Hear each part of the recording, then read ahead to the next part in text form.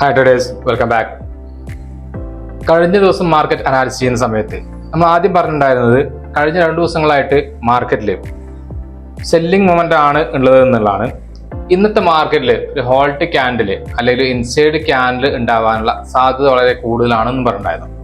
ഇന്ന് Nifty bank ഒക്കെ open ചെയ്ത ഉടനെ എന്ത് ചെയ്തു, ഷാർപ്പായിട്ട് റിവേഴ്സൽ വന്നു എന്നുള്ളതാണ്.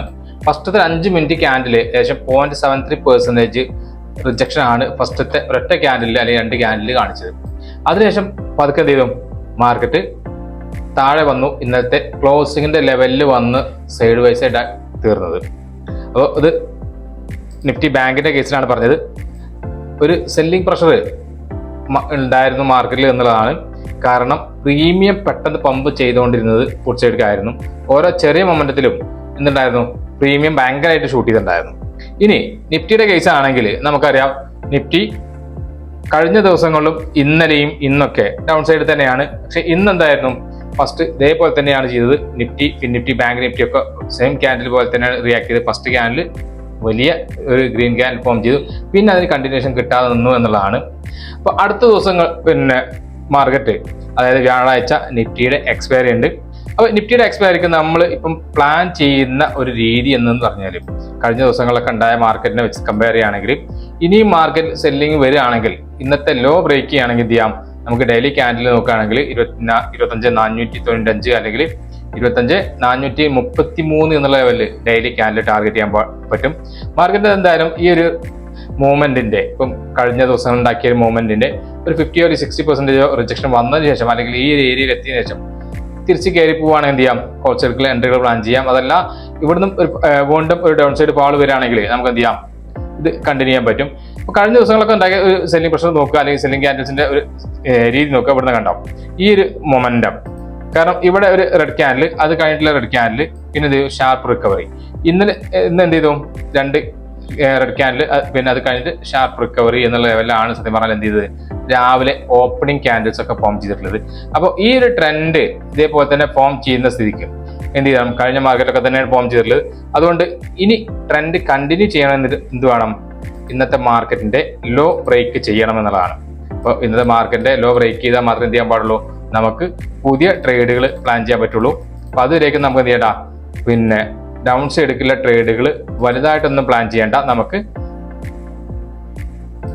ഇൻസൈഡ് ക്യാൻഡിൽസോ ബാക്കിയുള്ള ക്യാൻഡിൽസോ ആണെങ്കിൽ ട്രേഡുകളൊന്നും പ്ലാൻ ചെയ്യാം, വെയിറ്റ് ചെയ്യാം. ഗ്യാപ്പ് അപ്പുകൾ നമുക്ക് ട്രേഡിന് അനുകൂലമായിട്ടല്ല എന്നുള്ളതാണ് ഇപ്പോൾ നിലവിൽ ഞാൻ നോക്കുന്നത്.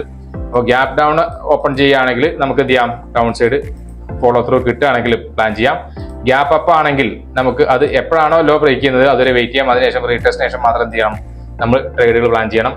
ഇനി അതല്ല, നാളെ വലിയ ഗ്യാപ്പ് അപ്പ് ഇന്നത്തെ ക്യാൻഡിലിന്റെ മുകളിലാണെങ്കിൽ ഒരു സെല്ലർക്ക് അനുകൂലമായിട്ടുള്ള മാർക്കറ്റിനെ വീണ്ടും വരാനുള്ള സാധ്യതയുള്ളൂ. കാരണം ഇതിന്റെ മുകളിൽ 26,150 മുകളിൽ കോൾ സെൽ ചെയ്യാൻ പറ്റിയിട്ടുണ്ടാവും. അതേപോലെ തന്നെ എന്ത് ചെയ്യാം, ഇന്നത്തെ ലോയുടെ താഴെ 25,700 അല്ലെങ്കിൽ 25,750 ഒക്കെ എന്ത് ചെയ്യാം, കൂട്ടും സെൽ ചെയ്തിരിക്കുകയാണെങ്കിൽ അടുത്തൊരു വീക്ക് മാർക്കറ്റ് കൺസോൾട്ടേഷനുള്ള സാധ്യത ഉണ്ട് എന്നുള്ളതുകൊണ്ട് കോൾ സൈഡ് തൽക്കാലം നാളെയും എന്ത് ചെയ്യില്ല, പുതിയ ട്രേഡുകളൊന്നും പ്ലാൻ ചെയ്യുന്നില്ല.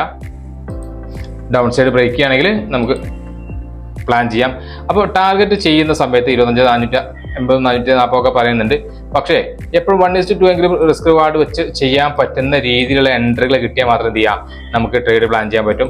അപ്പം ഇന്ന് ഉണ്ടാക്കിയ ലോ എന്ന് പറയുന്നത് ഈ ഒരു ഏരിയയാണ്. അപ്പോൾ ഈ ഒരു ഏരിയക്ക് നമുക്ക് നോക്കി അറിയാൻ പറ്റും. കാരണം ചെറിയൊരു കൺസോൾട്ടേഷൻ റേഞ്ച് ആണ് മാർക്കറ്റ് തന്നു എന്നുള്ളത് തന്നെ എന്തുണ്ട്, ചെറിയൊരു കൺസോൾട്ടേഷൻ ഏരിയ റേഞ്ച് തന്നു എന്നുള്ളതുകൊണ്ട് മാർക്കറ്റ് ബ്രേക്ക് ഔട്ട് ആണോ ബ്രേക്ക് ഡൗൺ ആണോ എന്നുള്ളതാണ് നമ്മളെ സംബന്ധിച്ച് എന്ത് ചെയ്യേണ്ടത്, മാർക്കറ്റിൽ നോക്കാനുള്ളത്. ഇനി അപ്സൈഡ് മാർക്കറ്റ് മൂവ് ചെയ്യുകയാണെങ്കിൽ നമുക്ക് എന്ത് ചെയ്യാം, മേലക്കുള്ള ട്രേഡുകളും പ്ലാൻ ചെയ്യാൻ പറ്റും. അപ്പം മേലക്ക് പ്ലാൻ ചെയ്യുന്നത് വലിയ ഗ്യാപ്പിലാണെങ്കിൽ മാത്രം 26,000 മുകളിൽ ഓപ്പണിംഗ് തന്നു, അല്ലെങ്കിൽ 26,000 മുകളിൽ സസ്റ്റെയിൻ ചെയ്ത് തുടങ്ങിയാൽ മാത്രം എന്ത് ചെയ്യാം, പിന്നെ നമുക്ക് കോൾ സൈഡിലെ എൻട്രികൾ പ്ലാൻ ചെയ്യാം. അതിലേക്ക് സൈഡ് വൈസ് മാർക്കറ്റ് പ്ലാൻ ചെയ്തിട്ട് ട്രേഡുകൾ ഒഴിവാക്കിയിരിക്കുക എന്നുള്ളത് മാത്രമേ ചെയ്യാൻ പറ്റുള്ളൂ. ഈ ഒരു ഏരിയ ആണെങ്കിൽ സൈഡ് വൈസ് മാർക്കറ്റ് ആയിരിക്കും എന്നുള്ളതുകൊണ്ട് നമുക്ക് ഒഴിവാക്കിയിട്ടിരിക്കാം. ഇതിന് മുകളിൽ ഒരു 15 മിനിറ്റിന്റെ ക്യാൻഡിൽ ക്ലോസ് ചെയ്താൽ മാത്രമേ എന്ത് ചെയ്തിട്ടുള്ളൂ, ഹോൾസെയിലേക്ക് എൻട്രി പ്ലാൻ ചെയ്യേണ്ടുള്ളൂ. അല്ലാത്ത സമയത്തൊക്കെ നമ്മൾ എന്ത് ചെയ്യാം, പുട്ട് സൈഡ് വ്യൂ മാത്രമാണ് അല്ലെങ്കിൽ ഡൗൺ സൈഡ് വ്യൂ മാത്രമാണ് മാർക്കറ്റിൽ വെച്ചുകൊണ്ടിരിക്കുന്നത്. നിഫ്റ്റി ബാങ്കിന്റെ കേസും സെയിം സിനാരിയോ തന്നെയാണ്, വേറെ മാറ്റമൊന്നുമില്ല. ഒരു ട്രെൻഡ് ലൈൻ ഉണ്ടാക്കിയിട്ടുണ്ടായിരുന്നു. ആ ട്രെൻഡ് ലൈനിന്റെ മുകളിൽ അല്ലെങ്കിൽ ഈ ഒരു 53,213 മുകളിൽ എന്ത് ചെയ്യണം, ഒരു ക്യാൻഡിൽ ക്ലോസിംഗ് തരണം. അതിനുശേഷം ഇത് കണ്ടിന്യൂ ചെയ്യുകയാണെങ്കിൽ മാത്രമേ എന്ത് ചെയ്യേണ്ടുള്ളൂ, നമ്മൾ ഹോൾസെയിലേക്ക് ചെറിയ ക്വാണ്ടിറ്റി, സാധാരണ ആക്ച്വൽ ക്വാണ്ടിറ്റിയുടെ 1/3 4/1 ചെയ്താൽ മതി. ഹോൾസെയിലിലെ എൻട്രികൾ മാക്സിമം ക്വാണ്ടിറ്റി കുറച്ചിട്ടും, അതേപോലെ ഫുഡ് സൈഡിലെ എൻട്രികളാണെങ്കിൽ മാക്സിമം ക്വാണ്ടിറ്റി കൂട്ടിയിട്ട് നമുക്ക് ചെയ്യാൻ പറ്റും, അല്ലെങ്കിൽ ആക്ച്വൽ ക്വാണ്ടിറ്റി എന്താണോ അതിലും ചെയ്യാൻ പറ്റും. അവിടെ നമുക്ക് എന്തുണ്ട്, ഈ ഒരു ഏരിയ 52,600 ശേഷമായിരിക്കും ഫുഡ് സൈഡിലെ ട്രേഡുകൾ ഒന്നുകൂടെ നല്ലത്. ഈ ഒരു ഏരിയ ബ്രേക്ക് ചെയ്യുന്ന സമയത്തായിരിക്കും ഫുഡ് സൈഡിലെ ട്രേഡുകൾ എടുക്കാൻ നല്ലത്. അതിന് ഇടയ്ക്കും ചെറിയൊരു ഗ്യാപ്പിൽ ഒരു കൺസോൾട്ടേഷൻ ഉണ്ടാവാനുള്ളതും ഒരു സപ്പോർട്ട് സോൺ ആണ് എന്നുള്ളതും എന്ത് ഇവിടെ ട്രേഡ് എടുക്കാതിരിക്കാനുള്ള ഒരു കാരണമാണ്. അപ്പൊ 52,600 താഴെ വന്നാൽ മാത്രം 52,300 അല്ലെങ്കിൽ 52,000 എന്നുള്ള ലെവല്, 52,50 എന്നുള്ള ലെവലൊക്കെ ടാർഗറ്റ് ചെയ്ത് എന്ത് ചെയ്യാം, പുതിയ ട്രേഡുകൾ പ്ലാൻ ചെയ്യാൻ പറ്റും. ഇതൊക്കെയാണ് നാളേക്കുള്ള നമ്മുടെ മാർക്കറ്റ് അനാലിസിസ്.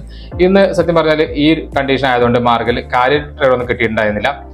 ട്രേഡ് കിട്ടാതിരിക്കാനുള്ള കാരണം ഈ ഒരു എൻട്രി ഈ ഒരു ഏരിയക്ക് മുകളിൽ പോവുകയാണെങ്കിൽ ട്രേഡ് പ്ലാൻ ചെയ്യാമെന്നുള്ള രീതിയിലാണ് നിന്നിരുന്നത്. പക്ഷെ എന്ത് ചെയ്തു വെച്ചാൽ ഈ ക്യാൻഡിൽ ക്ലോസിങ് പ്രോപ്പറായിട്ട് തന്നില്ല എന്നുള്ളതാണ്. അതുകൊണ്ട് ഇവിടെ നമുക്ക് ട്രേഡ് കിട്ടിയില്ല. അങ്ങനെയാണെങ്കിൽ ഈ ഒരു ഏരിയയിൽ ക്യാൻഡിൽ ക്ലോസിങ് തന്നിട്ടുണ്ടെങ്കിൽ നമ്മൾ എന്ത് ചെയ്തിട്ടുണ്ടായിരുന്നു, കോൾ സൈഡിലെ എൻട്രികൾ പ്ലാൻ ചെയ്യുന്നുണ്ടായിരുന്നു. അപ്പോൾ ആ ഒരു ട്രേഡും നമുക്കൊന്ന് മിസ്സായി എന്നുള്ളതുകൊണ്ട് നമ്മൾ എന്ത് ചെയ്തില്ല, കോൾ സൈഡിലെ എൻട്രിയും എടുത്തിട്ടുണ്ടായിരുന്നില്ല. ഇനി നാളേക്കാണെങ്കിലും പിന്നെ നിങ്ങൾ എന്ത് ചെയ്യാം, കോൾ സൈഡിലെ ട്രേഡുകൾ എടുക്കാതെ, അല്ലെങ്കിൽ നാളെ കോൾ സൈഡിലാണ് മാർക്കറ്റ് ഓപ്പൺ ചെയ്യുന്നതെന്ന് വെച്ചാൽ വെയിറ്റ് ചെയ്തിരിക്കുക.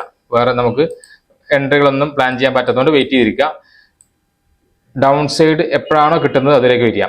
നിങ്ങൾക്ക് കോൾ സൈഡിലേക്ക് ട്രേഡ് പ്ലാൻ ചെയ്യാം. അപ്പോൾ നിഫ്റ്റിയിലാണെങ്കിൽ പ്രോഫിറ്റ് ബുക്കിംഗ് സിനാരിയോ ഉണ്ടാവാനുള്ള സാധ്യത ഉണ്ടായതുകൊണ്ട് ഉച്ചയ്ക്ക് ശേഷം ഒരു 12:30 അല്ലെങ്കിൽ 1 മണിക്ക് ശേഷം ഒരു കോൾ സൈഡ് എൻട്രി കിട്ടുകയാണെങ്കിൽ നിങ്ങൾക്ക് പ്ലാൻ ചെയ്യാം. ഓക്കെ, വീഡിയോ നിങ്ങൾക്ക് ഇഷ്ടപ്പെട്ടു എന്ന് വിചാരിക്കുന്നുണ്ട്. ഇഷ്ടപ്പെട്ടിട്ടുണ്ടെങ്കിൽ തീർച്ചയായും ലൈക്ക് ചെയ്യുക, ഷെയർ ചെയ്യുക, അതുപോലെ സബ്സ്ക്രൈബ് ചെയ്യുക.